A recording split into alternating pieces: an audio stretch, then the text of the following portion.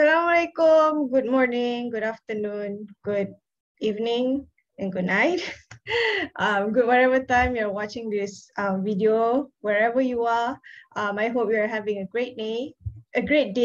But if not, that's okay. There's always tomorrow, so I hope tomorrow will be a great day for you.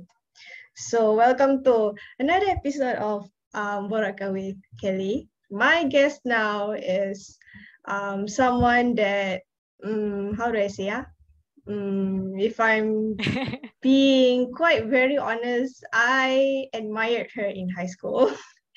Oh my Because goodness, you are not going to admire me now. In high school, I was someone else.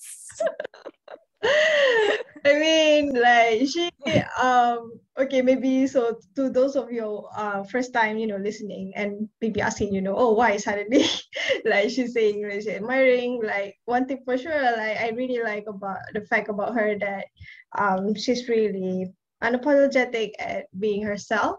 That's one of the trait that I look high to the most.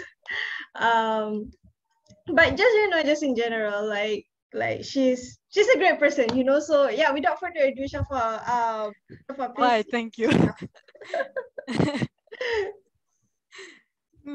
Yeah, I guess a lot of people describe me as just me. Like when I ask, how would you describe me? They'll say, you are you. I don't really have much words to describe you. So I kind of get where you are coming from. Like unapologetic of being myself. That's an interesting take. Okay, I mean, for starters, like, why don't you introduce yourself first? I mean, like your name, like what you're currently doing, apa lagi ya? And yeah, just in general, the introduce yourself, Oh, appreciating is. okay, let's see. My name is Syafawati binti Abdul Haris, and I prefer people calling me Syafa instead of Syafawati because they mess up the pronunciation most of the time. And then let's see. I'm currently doing double major it's starting from foundation, I think, but now it's Sains Gunaan Pengajian Islam, applied sciences in Islamic studies. And when I say science, I'm majoring in physics. Okay, what else? I am the type of person that can, you know, tell you the first 20 elements of periodic table, but push a pool door. So I think I'd call myself a smart idiot. Okay, what else? Yeah, I think that's all. So I was about to ask you apa nama course you dalam bahasa Inggeris tadi. But okay, you get it. Applied Science for Islamic Studies, and you're even macam khusus lagi in physics, yeah. Why don't you tell Yeah. the people more about that? Because I don't think a lot of people are. I mean, there's not much of an image that comes to mind when this macam nama How should tam I say kan. this? To be fair, even if you ask me, even I don't have the complete picture yet. And I'm almost fourth year. Macam Well, mana lah ni? Hayo. Well, if I have to put it like simply, maybe, it's like majoring in two things. Like, there are mainstream physics students who only take physics, right? And there are Islamic studies students who take only Islamic studies. Basically, we are both. That's why, how should I say this kindly? Let's just say our credit hour is kind of hellish. And I have to say it's both a good and a bad thing that we are in online class. You know, there's one unavoidable thing we have to face during face-to-face class, which is we cannot teleport. The thing is, we have to go to between two faculties back and forth every day, right? And it's a problem when you have clashing classes. Like, let's say I have my lab, my physics lab from 10 to 5, but in the morning I have a an API class. I just call it API. It stands for Academy Pengajian Islam. I have an API class at 8:30 to 10. So imagine how I cannot teleport from Islamic studies going to lab. So back Berapa when jauh dua we tu? were it's far enough that you can hatch several Pokemon Go eggs. Oh, I see. All right. I think it's around, let's see, I hatched 2 eggs, so maybe 20 kilometers. Oh, Yeah. I see. But I see. Interesting. So you really have to go back and forth between two faculties, right? Yes. Oh, wow, but no. Some of my friends actually, you can plan your, with our system, you kind of pick your subjects, right? So for me, personally, I like having both science and Islamic subjects every single semester. Like I have half physics subjects and then another half is Islamic subjects. Because this is just my opinion. If I have only Islamic studies class and all I do is memorizing, I think my brain is going to rot. So I need maths, right? So maths is there in physics. But if I take too much physics, I'm going to die. So let's go halfway. Yeah. That's that's a good compromise, I guess. but the perks, I can't really say it's a downside, but yeah, I guess it's a problem to commute. Some of my friends actually say, oh, this semester I'm going to take Islamic studies class. I only take only one science class. And I look at that person and say, you don't feel like there's no challenge? You're right, it's boring. Kita semua sukakan cabaran. Okay, mungkin bukan semua, tapi saya saya suka. I mean, everyone likes different challenges, and you like that type of challenges. So, yeah, I mean, serious. Not everyone can macam ambil that degree and go through those two paths macam simultaneously and macam mana and integrate To be them. honest, I didn't take it by choice. When after SPM we have to do UPU, right? I randomly click. What is double no major? I mean, no shame. That's what most of us do. So no shame there. Yes, but most people don't randomly accidentally take double major, right? Okay, What am I doing? I get you. Yeah, I mean that's common, but unfortunately common. I mean, yeah, this is really one of the strong reasons why I write Membina Kejaya Era Baru. It's because stuff like this, we've gone through stuff like this kan, and I think it's sad to face the reality that kita punya SPM leavers, okay, let's say we 2015, way before the pandemic, like even kita pun macam just for the sake of going to university, kita tak faham pun apa program kita nak ambil and how it would be relevant. Yang kita tahu, ambil ni lepas tu kerja. So like instead of that, I would really like to see our youth becoming more empowered. They can make the informed decision kan. So I mean, yeah, that's for me lah. I'm the type of person that I'm the type of person that even if you give me information, I will randomly click anyway. But this is just my opinion. There are many types of people who randomly click, right? Like if they are like me, they are the type that follow the flow. But I've seen some differences between me and another person who randomly click, which is my course mate. Of course, a lot of us don't really know what we are going into.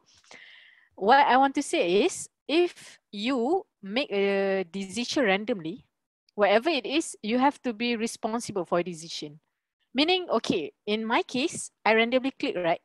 But that doesn't mean I can drop out halfway. Oh no, I randomly click, it's too hard. No, that's not the attitude you should have. If you are, I mean, in my case, I don't really have aspirations at that time. I have a little now, maybe, I'm not sure. I'm still discovering it. But, you know, if you are doing something without thinking, that doesn't mean you have to be thoughtless until the end. You get it? I get it. I get it. Yeah. That's one of the reason I think it's interesting because a lot of my classmates randomly click just like me, right? But as far as I know, at least, none of them drop out. They actually follow through. So follow through with whatever you are doing. There's a bit motivation there. Yeah. Okay, I mean, you Finish yourself what you in the start. 4th year.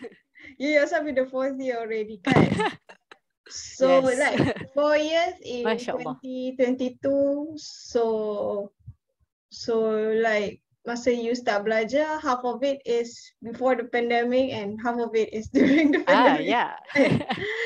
I mean, My like foundation is 2 years. Oh yeah. campur foundation. Yalah. Okay, tu satu juga kan. Okay, before anything else, let's just tell the audience in general lah. Like cerita lah sikit. Like just in general, when the pandemic happened, what happened to you? Sebab macam mana? That's an interesting thing because how should I say this? I'm stuck at campus. Yes, another one stuck at campus. Okay. Cerita. Okay, let me tell you something. This is such an interesting thing. Okay, tak apa kan? Cakap Melayu je lah saja je untuk immersion. Okay, dia macam ni.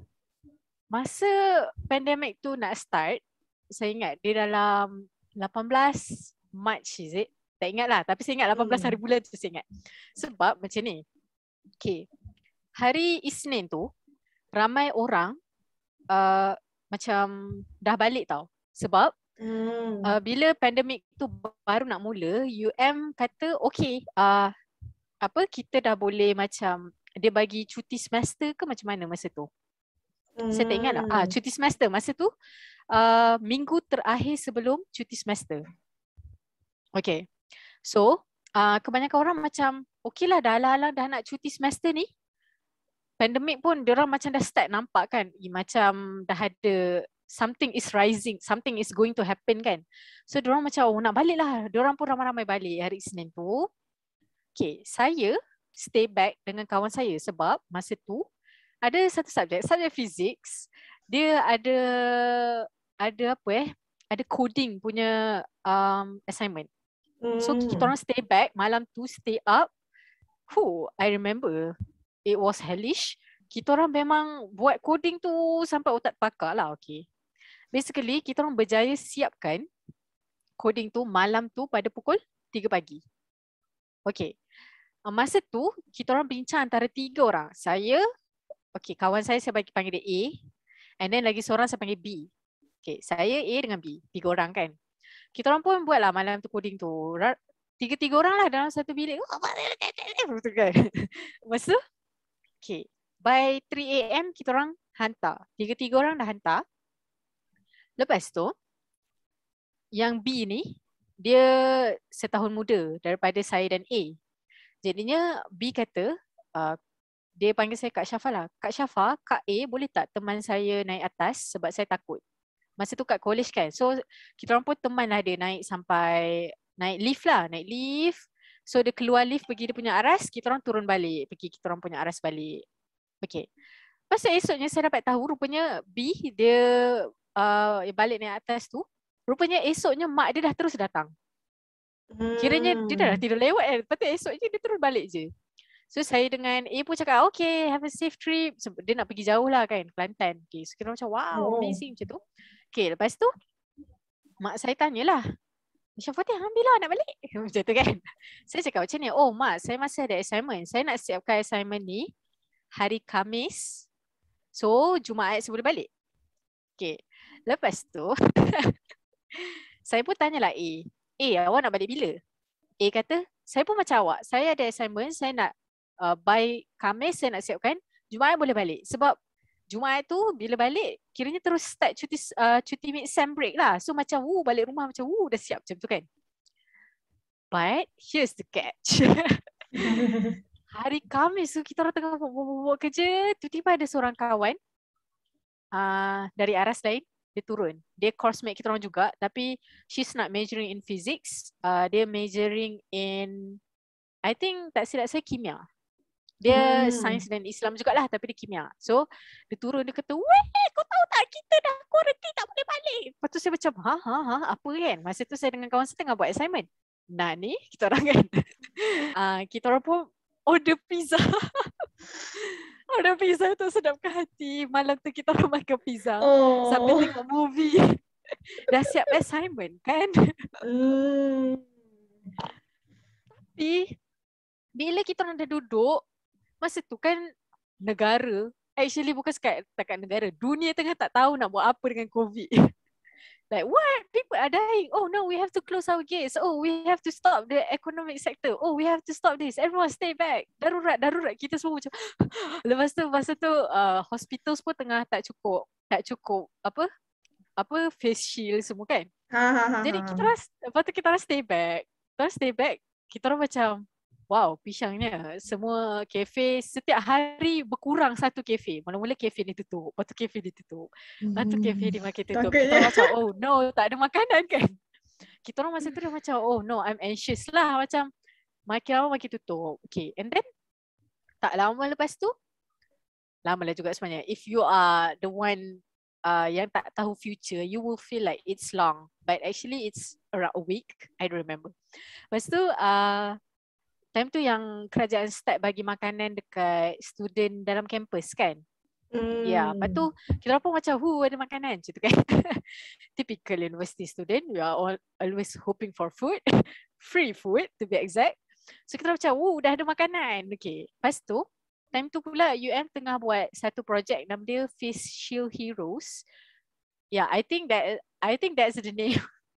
Okay, so kita orang yang stay, kebetulan kawan saya ni, saya rasa ada orang kenal nama dia. So since she's considered a public figure, I think I can just say her name. Husna Tukiran. Time tu dia kawan kita orang juga dan dia SGPI juga. Saya tak ingat dia meja apa. Saya selalu tersilap antara budak meja kimia, biologi dan alam sekitar. If you are watching this Husna, I'm sorry. I don't remember which one I'm just sorry. Okay, lepas tu dia she's spearheading satu projek nama Face Shield Heroes. Kita orang buat face shield untuk hospitals. So setiap hari kita orang buat face shield. Okay, saya ingat lagi hari pertama sahaja saya dengan kawan-kawan saya masa tu, kita orang start kat kampus, potong dalam let's see, I think around 70, what is that thing called, yang macam face shield punya, macam polystyrene dekat kepala dia untuk bagi dia lembut tu. Hey, Masya Allah, styrofoam yang berkenalan. Dekat face shield, sebenarnya dekat bahagian kepala tu dia ada something yang macam lembut sikit supaya dia orang pakai tak sakit. I forgot what its name. Nama dia apa saya pun tak tahu. Kita potong lah 70 keping benda tu besar-besar. Sebab masa tu cuma ada raw materials. Susah nak cari kedai yang memang dah potongkan. Jadi kita orang potong by hand lah. Potong. Lepas tu needless to say, UM panjangkan dia punya cuti semester, cuti mid-sem dia sebab tak tahu macam mana lagi nak handle. And we are descending into madness. Every day we are cutting stuff. Saya ingat by the time saya habis, maksudnya projek tu habis, kita orang siapkan dalam 20,000 face shield. And the thing is, saya dan kawan-kawan saya yang potong seketul benda tu. My gosh. It was fun and crazy at the same time. Like fun and crazy or fun but crazy? Pretty adventurous. Let's use that word.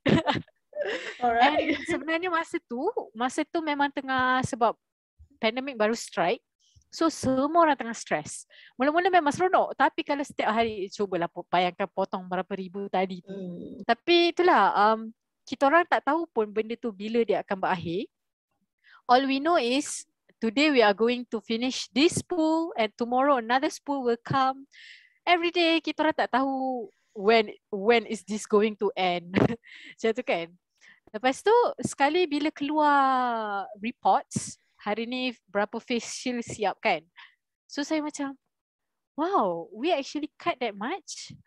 Macam tu. Lepas tu kita orang dah habis siap benda tu.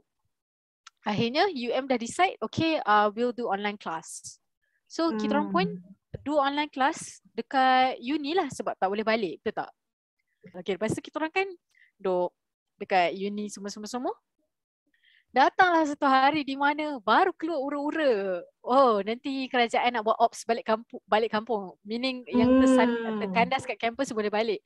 Semua orang macam, wow! Let's celebrate with pizza again.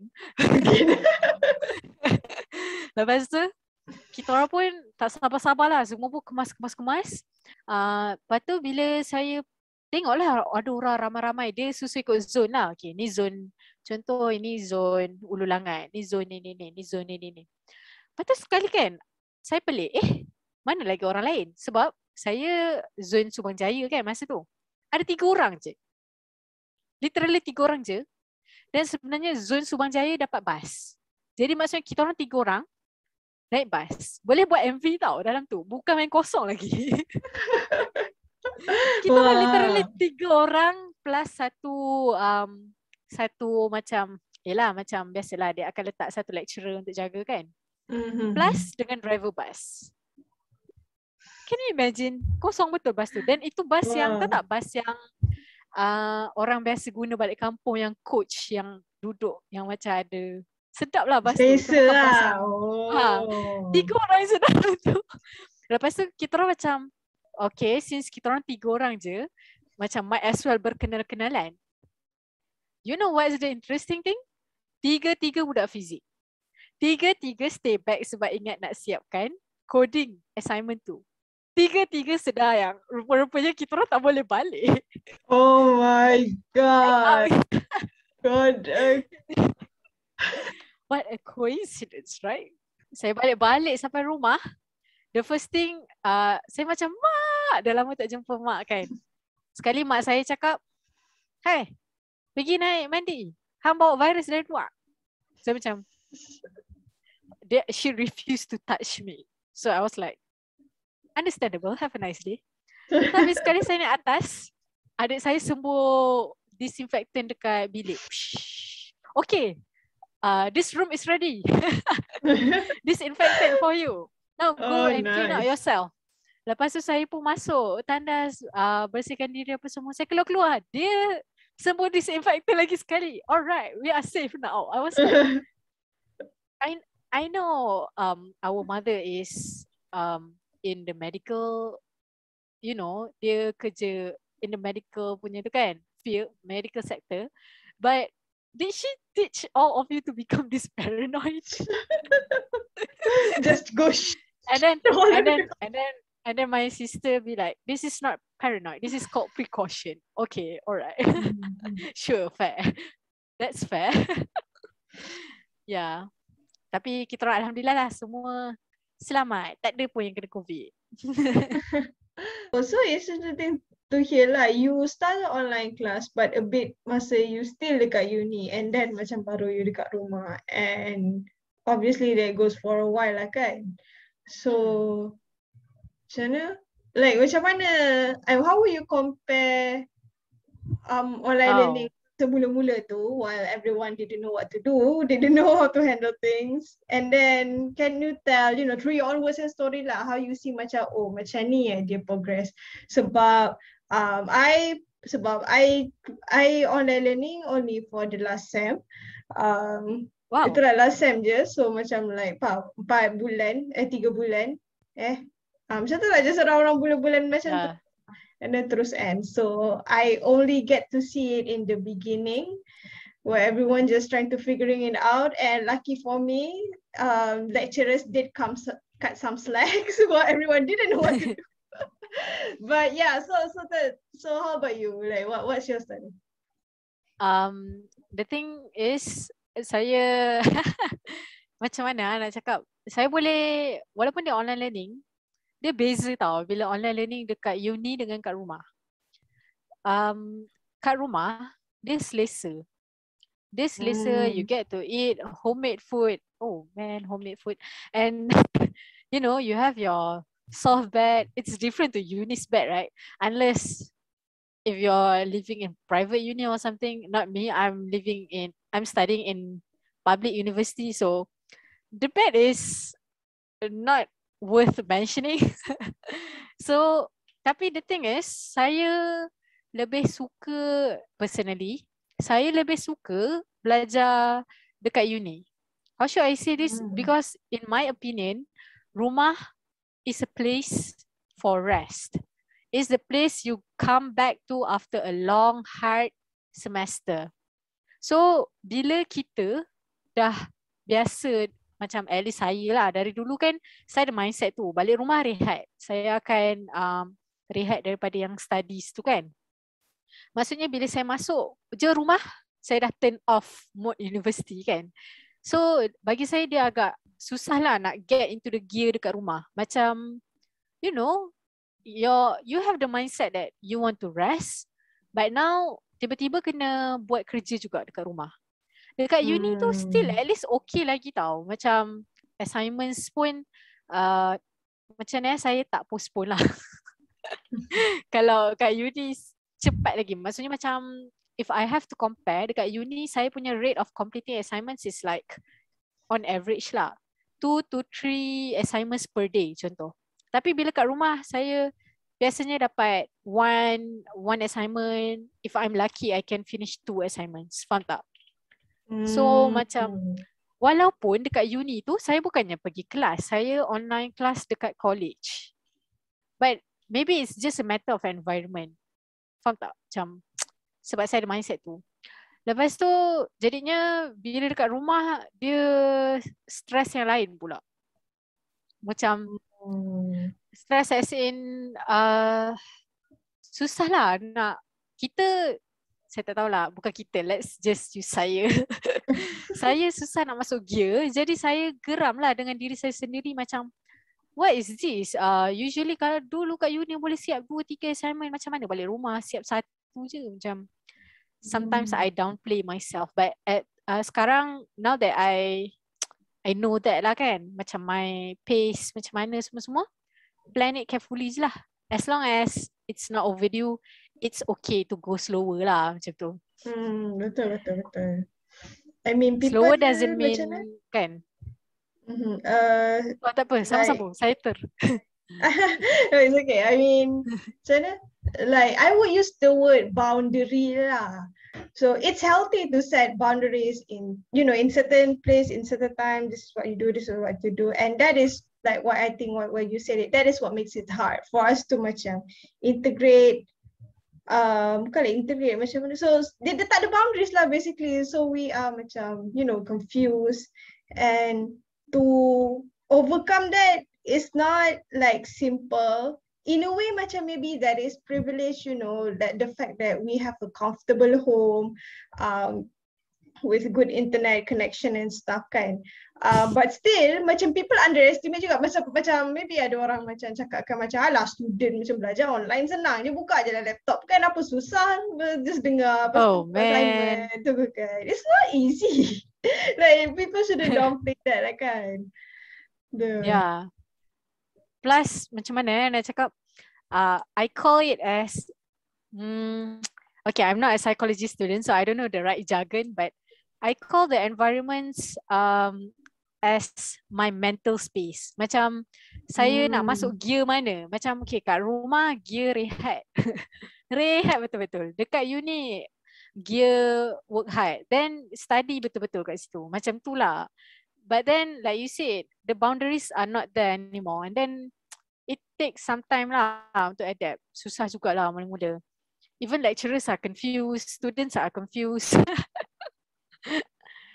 But it's not a bad thing. In a sense, satu benda yang bagus pasal online learning is, you know, you got to do things at your pace. Macam saya cakap tadi lah, kan macam contoh dekat uni kita lagi pantaskan, lagi produktif. Kat rumah lagi slow. But faster doesn't mean better actually.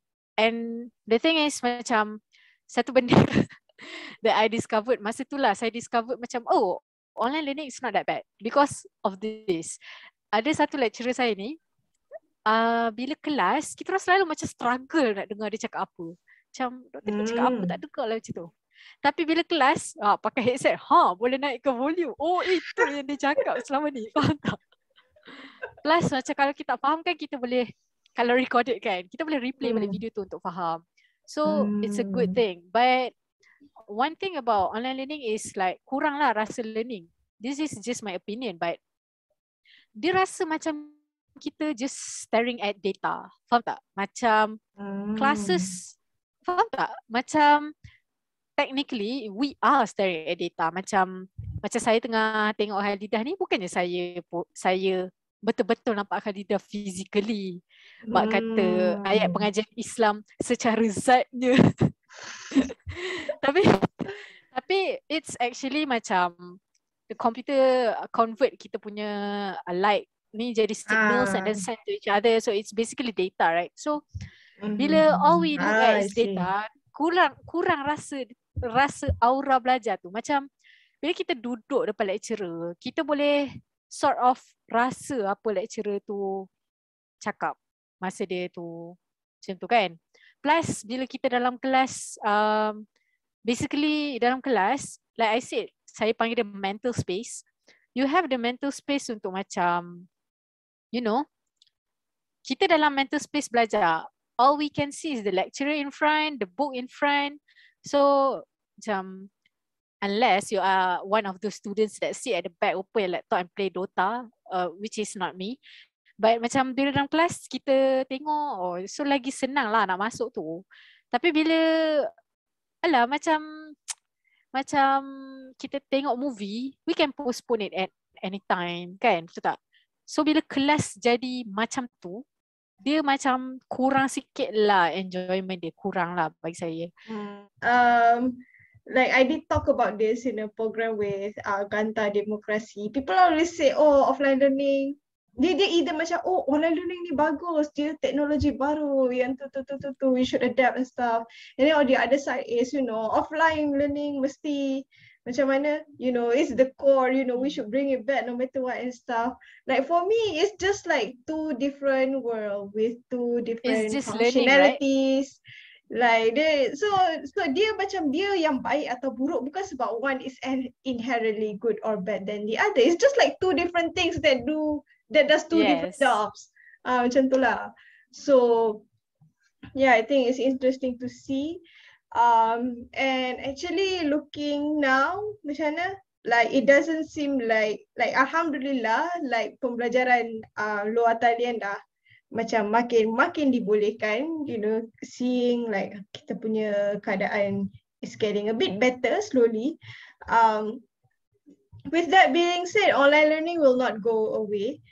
We don't foresee that very soon, kan? So macam like, do you have, sebab you pun boleh tahan dan habiskan study kan, but then kita boleh agak still online learning tu akan ada lagi, you know, like I mentioned. So do you have like any macam mana tips ke, bukan tips or any, so macam orang yang mendengar ni maybe macam still have quite a journey ahead on their online learning or even hybrid learning. So macam, do you have like I don't know, something to say to that? Maybe something that will make them better prepared. Okay, this is my opinion lah. Jadinya bila kita online learning, dia ada, I think there are 3 types of people. Satu yang suka pure online learning, satu yang suka pure offline learning, and the other, I don't know, is this minority, but saya golongan tu, saya suka hybrid. Saya suka dia dua-dua. So, jadi saya punya opinion akan bias terhadap golongan yang hybrid lah. So bagi saya, bila online learning, saya akan ada mentality, saya study ni sekarang online, tapi saya akan prepare untuk offline class. As in, maksudnya kalau saya online learning, even though I'm online learning, saya nak nak pastikan masa offline learning pun saya boleh perform sama. Maksudnya ada attitude yang sama masa belajar masa tu. But this mostly happen masa saya dekat uni lah. Bila kat rumah dia jeng sikit lah benda ni. So what I did is, sebenarnya this is actually your advice and it works. If you remember, masa tu saya ada tanya kan, macam mana nak get into online learning. Masa tu saya macam I'm sick of staring at the computer and such. And then you said at that time, why not prepare as if you are going to offline class. Maksudnya masa awal-awal kan, masa awal-awal saya punya attitude online learning is okay, start kelas pukul 8, just buka laptop, just tengok macam tu. Tapi sekarang saya dah start buat yang macam as you advise, and it actually works. Kita memang like pakai baju macam proper nak pergi kelas, kita letak laptop, readykan buku. So macam tak adalah rasa online learning tu macam, you know, at least you have started to distinguish lah, macam create a boundary. Yang tadi kan masalah utama dia, betul. Kita tak nampak boundary kan. So once you have started with that, and then duduk depan sebelum kelas baca doa. Kalau untuk Muslims, saya sarankan sebelum online learning tu, pagi tu macam lepas subuh ke sebelum kelas tu, baca Quran dulu. Because you know, staring at the screen is I don't know, for me sakit mata. So macam baca Quran dulu, tenangkan hati. Macam tu kan. So macam insyaAllah nanti benda-benda ilmu yang akan masuk dalam hari tu masuk lebih mudah kan kalau kita start dengan Al-Quran macam tu. Lepas tu if you have time, macam kadang-kadang kan assignment banyak so tak sempat. Tapi if you have time, then baca lagi Al-Quran malam tu juga. Lepas habis kelas tu baca lagi. Actually, you can read whenever you want Al-Quran. Do something that relaxes you. Sebab online learning ni macam you have to sit down and focus for a long time. It's going to be hard. So make sure you reward yourself. Make sure you relax at the end of the day. Macam tu. Tapi online learning is actually sedih jugalah untuk orang-orang yang macam, you know, tak ada laptop, tak ada internet. Itu satu It's isu hard juga. for them, right? Itu satu isu lah. Macam dari segi accessibility macam mana kan. Saya alhamdulillah rumah saya memang ada internet. I got myself a laptop walaupun dia janky sikit, tapi yeah, it still works I guess. So macam so I can still macam learn. Tapi macam untuk budak-budak yang those our unfortunate friends, macam mana diorang nak cope kan. Nak pergi library, ada masa awal-awal tu PKP kan. So macam nak kena pinjam laptop kawan, susah jugalah.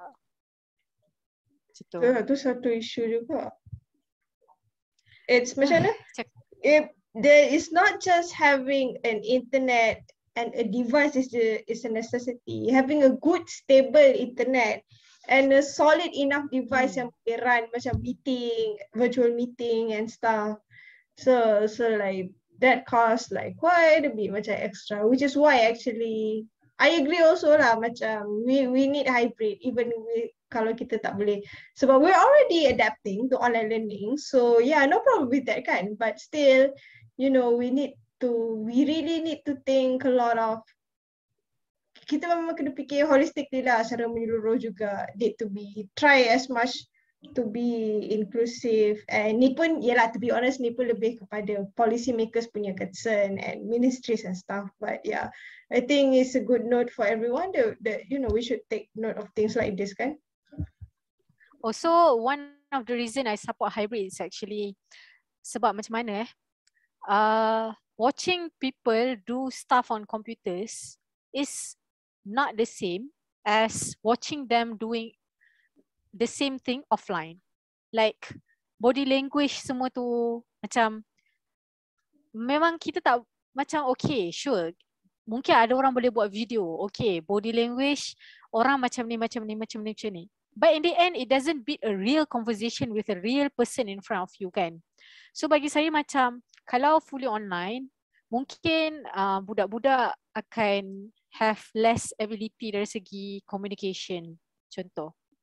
But online is not a bad thing sebab macam ni online learning actually, whether you want to or not, you just have to become tech savvy, I guess, macam right. You learn a lot of technical skills kan masa online learning. For example, masa offline learning dulu, budak-budak media sahaja yang reti buat posters. Tapi sekarang online learning, ramai je budak reti buat posters, reti edit video. Mestilah budak media yang sebelum ni dah ada pengalaman, mungkin diorang buat posters lagi cantik daripada budak yang biasa-biasa. Tapi that means nanti masa diorang pergi ke work, nanti nak masuk workforce, they can actually say, I can do these basic things. If you want me to learn more of it, I can adapt, you know. So bagi saya macam, since both of them have macam both their pros and cons kan, go halfway lah kan. Macam saya ambil dua meja. Well, is it that maybe it's just that I'm indecisive and always take two things at once. Maybe I'm inclined to do things that way. Take note that I have personal bias. I think Jana, it's just about balance, really, whether it's between two majors or between two medium of learning. It's just like, ultimately itulah, we just need to find balance. Yes, betul. I was literally trying to look at that word. I just know you are looking for that word. It's an instinct. The instinct of budak sekolah kamu. Masya Allah.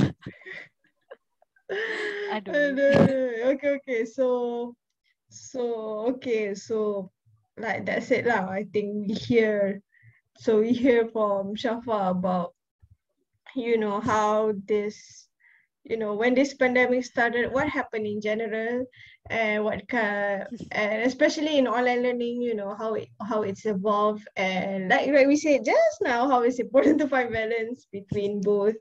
And yeah, I think that's a good way to bring it like full circle.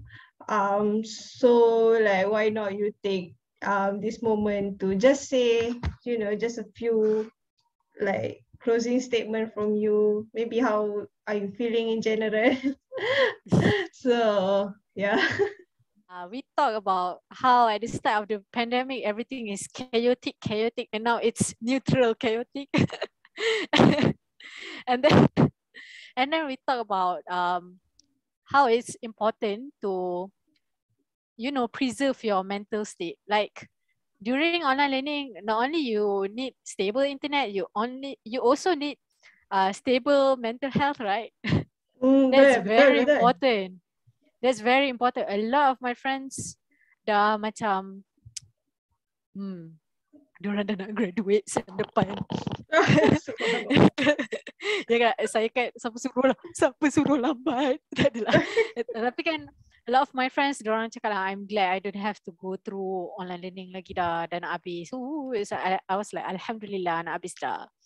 But for me, personally, I think just do it at your own pace. Like maybe right now we are living in a fast world. Everything must be quick. We have fast food, we have fast fashion, we have fast everything fast, fast internet, blah blah blah blah blah. But that doesn't mean if you are slow, you're bad. Yes, exactly. Just do it at your own pace. Like yes, anyone each to their own. Everyone can have their own preferences, what mode of learning you like. But kata surah Al-Baqarah, tak semestinya benda yang kamu suka baik bagi kamu. Tak semestinya benda yang kamu tak suka tu buruk bagi kamu. Jadinya apa-apa pun yang datang, try to learn something from it lah. Macam tadilah, macam online learning boleh learn technical skills, macam offline learning mungkin boleh learn communication skills. From both learning boleh learn time management skills. Just try to learn something from it. Macam adalah take away kan, betul tak? Lepas tu apa tadi?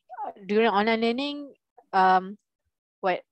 We need stable internet, we need stable mental health. Oh, and like macam tadi dah punya advice tadi lah, mental space. What do you call it? Boundary. Macam Boundary. pastikanlah create a boundary itulah. Macam it will help you insyaAllah dalam belajar. Macam because you have a specific place with a specific goal of studying, insyaAllah Allah will help you lah. Macam usahalah. Kita usaha untuk dapatkan terbaik. Tapi kalau tak dapat tu, itu namanya bukan rezeki. Atau mungkin rezeki dekat tempat lain, kita tak tahu bila dia akan sampai.